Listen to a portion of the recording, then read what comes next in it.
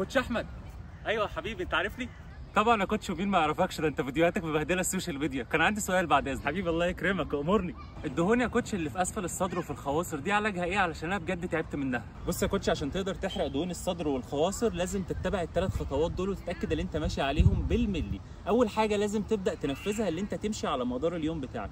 بص، ممكن تنزل ابلكيشن على التليفون بتاعك او تجيب ساعه تكون فيها عدد الخطوات بتقدر تحسبها، وتحط لنفسك تارجت مثلا اللي انت هتمشي من 6000 ل 10000 خطوه. ده هيضمن لك اللي انت جسمك طول النهار بيحرق، ويضمن لك اللي انت سرعه حرقك هتفضل عاليه طول اليوم. خلاص تمام يا كوتش، بس ايه تاني خطوه؟ هقول لك طبعا تاني خطوه اللي انت تتاكد اللي انت عامل عجز في السعرات الحراريه بتاعتك من 300 ل 500 سعر حراري في اليوم. ومش بس كده، لازم تتاكد ان السعرات دي كتير جاي منها من البروتين. البروتين بيخلي الهضم بطيء فما بتحسش بالجوع، بيعلي سرعه الحرق عشان بياخد سعرات اكتر منه عشان يتحرق ويتهضم. تاني حاجه، البروتين هيخليك تحافظ على العضلات اللي عندك، فبالتالي ما يحصلكش ترهلات ويبقى احسن ان انت تبني كتله عضليه بيه. هو مش سهل موضوع البروتين ده يا كوتش عشان هو غالي الفتره دي، بس انا هحاول. بس ايه تالت خطوه؟ حبيبي ربنا يحسن ما بين ايديك. انا فعلا عارف ان البروتين الحيواني غالي شويه، بس اطمن، انت ممكن تخلط البروتين الحيواني بالبروتين النباتي وتستفيد برضو بالبروتين. تالت خطوه المفروض تنفذها تمارين المقاومه.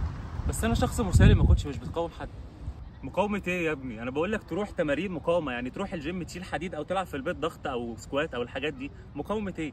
أنا قصدي اللي أنت تشيل حديد أو تعمل تمارين فيها مقاومة، فتحفز جسمك اللي هو يكتسب كتلة عضلية فتحرق وأنت قاعد في مكانك.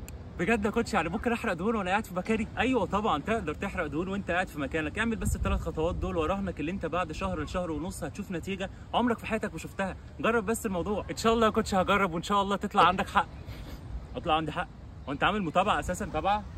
اكيد عامل متابعه، مفيش حاجه. طب ماشي زي بعض، وما تنساش تعمل شير بقى. سلام. الحمد لله مشي، ما كنتش عامل له متابعه وخدت اللي انا عايزه.